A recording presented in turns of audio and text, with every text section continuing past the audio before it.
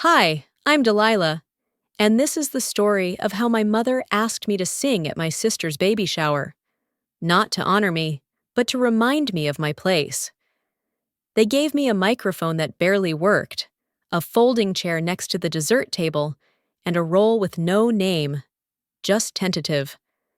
But what hurt more wasn't the chair or the silence around me. It was realizing they'd built a whole celebration where I was only invited to disappear. Before we go any further, tell me, have you ever felt like your voice didn't matter in your own family? If yes, comment number 1. If no, comment number 0. This is a story about finding the courage to be heard. When my mom asked me to sing at my sister's baby shower, she wasn't inviting me. She was assigning me a role. The morning light came in soft through the sheer curtains, brushing the hardwood floors like it didn't want to wake the dust. Downstairs, Eli's oven was already humming with clinking pans and the smell of cinnamon pecan muffins. I stood in my little kitchen with the invitation card in one hand and a chipped mug of chamomile tea in the other, trying to decide which burned more. My fingers, or that one word typed beneath the gold lettering. Tentative. It wasn't even addressed properly. Deli Monroe, in some light cursive font that made it look like I was someone's +1 instead of their blood. Mom's voicemail had been brisk, syrupy in that way she did when she needed something. Just something soft, baby. Nothing dramatic. And don't worry about dressing up. It's casual. She always said casually, like a warning. I had a lesson that afternoon. Sophie arrived early, bouncing into the room with her backpack barely zipped and her sneakers squeaking on the polished linoleum. She sat at the bench before I even asked, placing her folder on the music stand like it was a prize. 12 years old, braces, heart of glass. When she smiled, she looked a little like I used to, before the silences piled up. "I saw your sister in that magazine again," she chirped. "She's real pretty. Do you think she'll name the baby after you?" I gave her a closed-mouth smile, the kind that didn't touch my eyes. "Doubtful." Sophie tapped middle C, then turned. "Have you ever sung for real? Like, really sung?" I didn't answer right away. I pointed to the warm-up sheet, asking her to do the scales. But my throat had already closed around something I didn't know I was still carrying. After she left, I pulled out the old notebook from the drawer under my spice rack. It still had the ribbon bookmark Dad gave me tucked between the pages. My fingers found the dog-eared sheet titled, "When I'm Not Afraid to Be Heard." I wrote it when I was 17, before I knew you could lose your voice without ever opening your mouth. I sat on the edge of the bed, the sun falling just across my knees. The words on the page felt like echoes now, but not gone. Just waiting. The wind chimes on the porch jingled softly. I looked up. The sky was clear, but my heart was starting to beat wildly. I walked into my mother's house and instantly knew I wasn't a guest. I was part of the decoration. The backyard had been transformed, like something out of a magazine. Pastel linens floated over rented tables, mason jars lined with lemon slices stood ready for punch, and a Welcome Baby June banner hung across the dogwood trees like a commercial. Everything was soft and curated, except for the folding chair by the patio sink, mine. I smoothed my dress, plain and a touch too beige, and made my way across the lawn. Verna stood near the pie table, giving final instructions to a neighbor who clearly feared disappointing her. She spotted me and raised her eyebrows, not in greeting, but in inventory, like she was checking off a list. "You made it," she said, brushing non-existent crumbs from her blouse. "Remember, just sing something sweet. We don't want anything that draws attention." I nodded once. I was used to following instructions I never agreed to. Guests began to trickle in, cousins I hadn't seen in years, church ladies who still called me Little D, and acquaintances who squinted like they almost remembered me. Then came June, glowing and giggling and pointing toward her belly like it was royalty.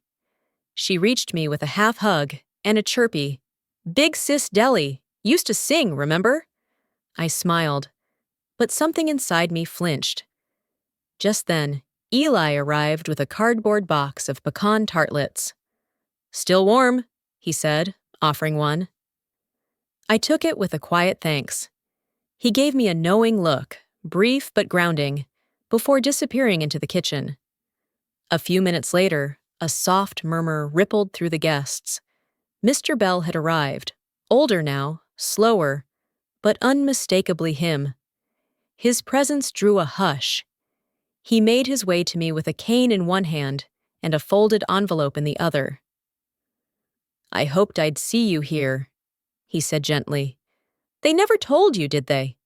Before I could answer, Verna's voice sliced the air. "Old dreams are best left behind, Carlton." He looked at her, then back at me. "Some dreams don't expire, they wait."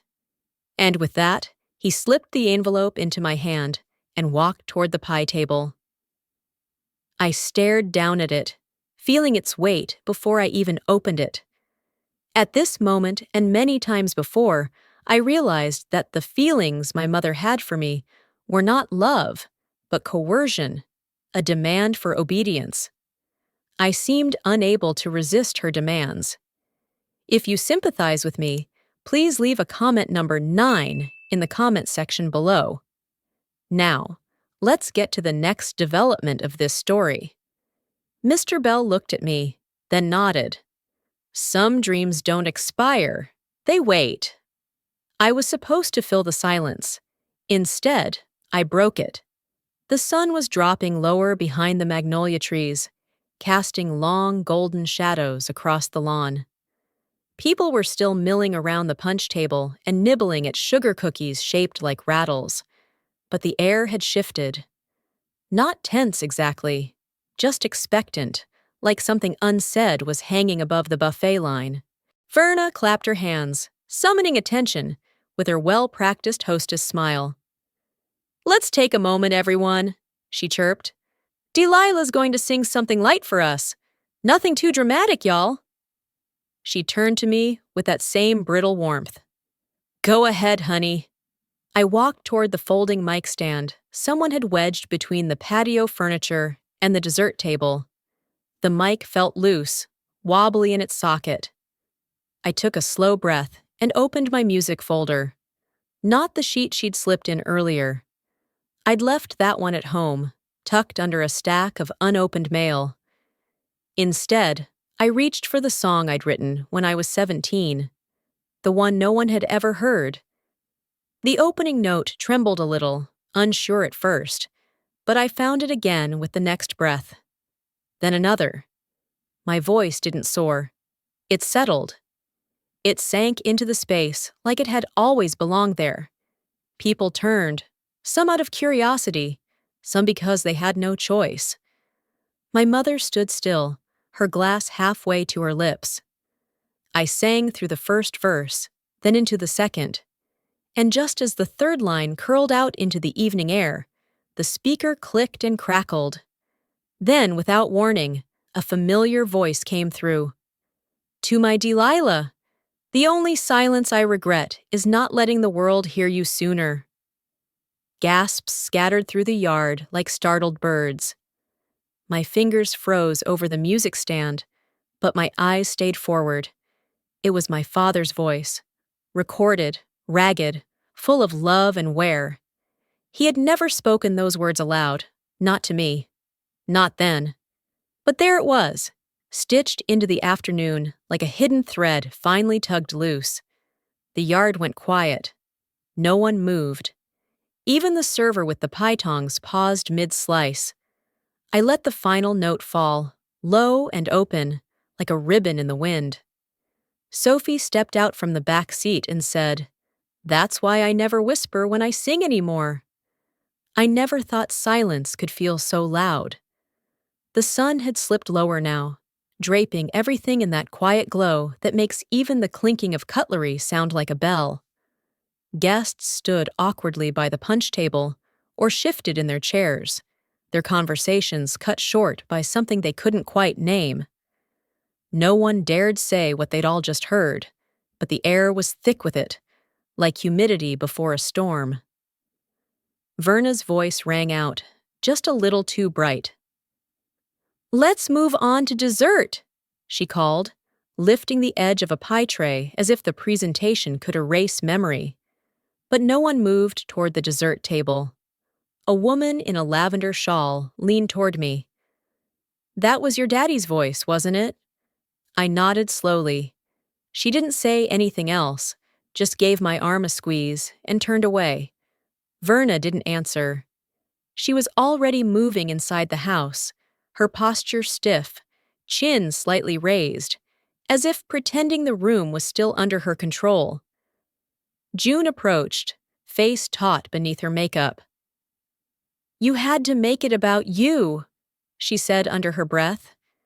This was supposed to be my moment. I looked at her, really looked at her. The way her hands trembled, the way her voice shook despite her anger. And I realized she wasn't angry because I'd stolen her moment. She was angry because the moment had revealed something she couldn't unsee. Before I could speak, Mr. Bell stepped up beside me and quietly placed an envelope in my hand. "I wrote this 15 years ago," he said. "It was meant for you." He didn't explain. He didn't need to. The weight of it told me enough. I stood there, fingers curling around the envelope, feeling it press against my palm like a second heartbeat. Around me, the guests resumed murmuring, but now in a different key. Not gossip, no pity, something else. Awareness. Sophie held my hand. "Ms. Monroe, will you keep teaching me after this?" I looked out into the garden, where her father's empty chair still lay. Some dreams don't die. They wait in old drawers, in voices left unplayed. The house was quiet again, but it wasn't the kind of quiet that felt empty. It was full of memories, of truths too long buried, of things unsaid that had finally found their way out. I sat at the small kitchen table upstairs, a cup of chamomile tea cooling in front of me. The envelope Mr. Bell had given me resting beside it like a sleeping animal. The letter inside was yellowed, creased at the edges, but carefully preserved. I unfolded it slowly, smoothing the corners like it might tear if I moved too fast. "To whom it may concern," it began, the ink faint but legible. "Miss Delilah Monroe has demonstrated exceptional tonal control and compositional potential. We are pleased to offer her full academic scholarship." My eyes stung. My hands trembled. But I didn't cry. At the bottom, a signature I hadn't seen in years. Carlton Bell, Artistic Director. And in the margins, a note in my father's hand. "We'll support you, even if your mother can't." I remembered the day I came home after the audition, how Mom had met me at the door and said flatly, "They passed on you." I'd believed her, without hesitation. I had swallowed that lie whole, and then buried my voice beside it. Now, the truth sat open before me. I reached for my laptop, blinking back the burn behind my eyes, and searched the local community arts website. There it was. Now hiring vocal instructor, part-time. The cursor hovered, then clicked. I pulled out the old composition journal from my bookshelf, pages stiff with time, full of music no one had ever heard. I turned to a blank page and titled it, "After the Silence." Eli's text came through, just as I put the pen down. "Got a slot open Sunday morning. Bring that folder of yours." I didn't need a stage, just a room full of ears, and one person brave enough to ask me to sing again. Sunday morning at Eli's oven felt like warmth in the shape of a place. The scent of cinnamon and brown butter floated through the air, as the first guests trickled in, their laughter mingling with the soft clink of ceramic coffee mugs. Sunlight spilled through the front windows, casting golden patches on the checkered floor. In the corner, a handwritten sign read, "Sunday Soul Corner," featuring Delilah Monroe. Eli handed me a cup of peppermint tea and gave a nod toward the little platform near the window. "Mike's working. Nobody expects perfection, just something real." His words settled somewhere deep, steadying me in a way applause never had. People began to gather, some curious, others knowingly returning from the baby shower, faces familiar now, but changed. Sophie was seated near the front, her legs swinging, notebook in hand. When I stepped forward, the chatter softened. "Y'all," Eli announced, clapping once. "This is Ms. Monroe. If you missed the baby shower, she didn't." Laughter flickered across the room, gentle, not mocking. I smiled, opened my folder, and nodded to Sophie. She walked up, settled at the electric keyboard, and waited for my cue. I sang a verse from the song I wrote when I was 17, then another I had written just last night. The room didn't just listen. They leaned in, like the words were something they'd needed but never named. After the final note, a pause. Then, from the back, a small voice piped up. "Can I learn too?" I turned and saw her, no older than 9, elbows poking through a too-big cardigan, sneakers scuffed and determined. I smiled, gesturing toward the bench. "There's always room." I glanced up at the wooden board above the window, where someone had scribbled beneath the sign. She sang the silence out of all of us. Some voices aren't loud, but they stay with us longer than any applause. That morning at Eli's oven, as laughter returned to the room and a little girl climbed onto the bench, I realized the silence I once feared had only been waiting to be filled with truth. When we lead with judgment, we often miss the quiet beauty of someone just trying to be heard. But kindness, quiet, unspoken kindness, always finds its way back home. Like a porch light left on at the end of a long road, it reminds us, there's always room for someone who thought they'd been forgotten. If this story touched a quiet corner of your heart, consider subscribing, so I can keep telling these stories, and you'll always have a gentle place to return to.